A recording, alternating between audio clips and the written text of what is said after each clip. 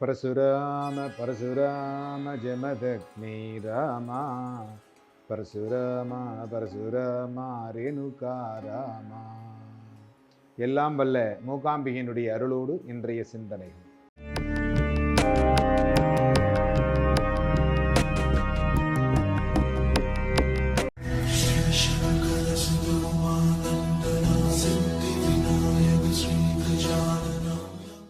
ஆலயம் அப்படிங்கிறது எப்படிப்பட்டது, எப்படி இருக்க வேண்டும்? இன்றைக்கு ஆலயத்தை பராமரிக்கின்றவர்கள் எப்படி பராமரிக்கிறார்கள்? ஏன்னா ஆலயம் என்பது நாம் அந்த ஆலயத்தினுள்ளே செல்லுகின்ற பொழுது நம்மளுடைய மனதானது அங்கே லகித்து இறைவனை கைதொழுவதற்கு அந்த செயல் தானாக நடக்க வேண்டும்.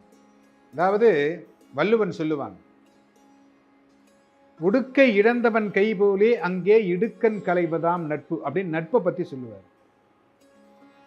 அந்த மாதிரி எவ்வளவு ஒருத்தவன் நல்ல நட்பு இருந்தானோ தன் கை போற மாதிரி உங்களுடைய கை தானாக தொழுவதற்கு செல்ல வேண்டும். அந்த ஆலயம்னு போனீங்கன்னா, அப்படி போனீங்கன்னா தான் அது ஆலயமாக இருக்கு.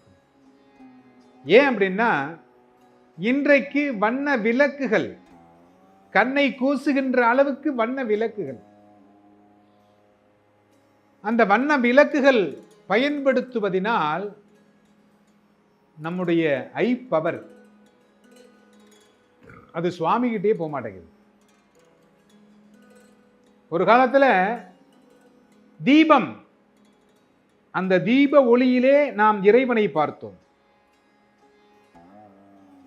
அந்த தீபத்தை முகத்திற்கு நேராக காண்பிக்கின்ற பொழுதுதான் நாம் கையெடுத்து வணங்கினோம். என்னென்ன எண்ணெய்கள் தீபம் ஏற்றினால் நன்மை பயக்கும் என்று நம்முடைய முன்னோர்கள் நமக்காக ஒரு பக்குவமான வழிமுறைகளை நமக்கு சொல்லிக் கொடுத்தார்கள். ஆனால் இன்றைக்கு நாம் எந்த எண்ணெயில் தீபம் ஏற்றுகிறோம் என்றே நமக்கு தெரியாது. ஏன்னா எல்லாம் தீப எண்ணெய்ன்னு தான் சொல்றாங்க.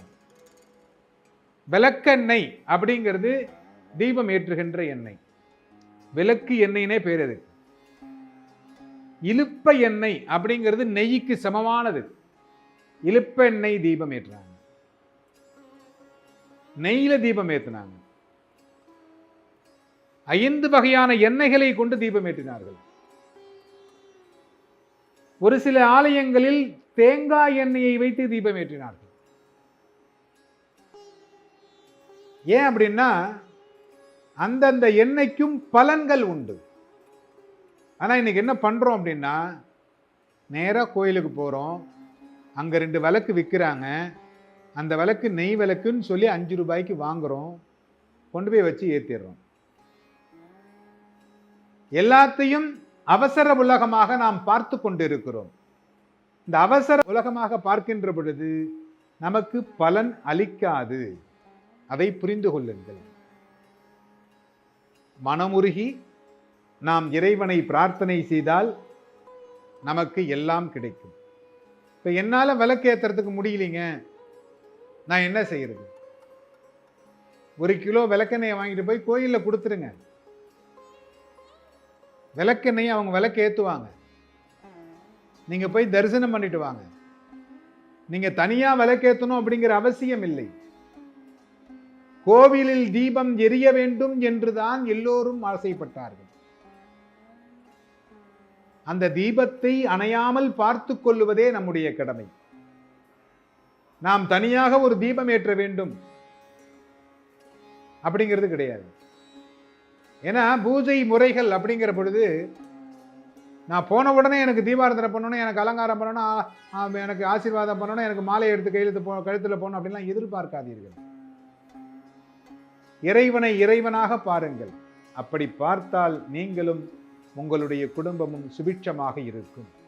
எல்லோரும் இன்புற்றிருக்க சுவாமிநாத சுவாமியை பிரார்த்தனை செய்கிறேன்.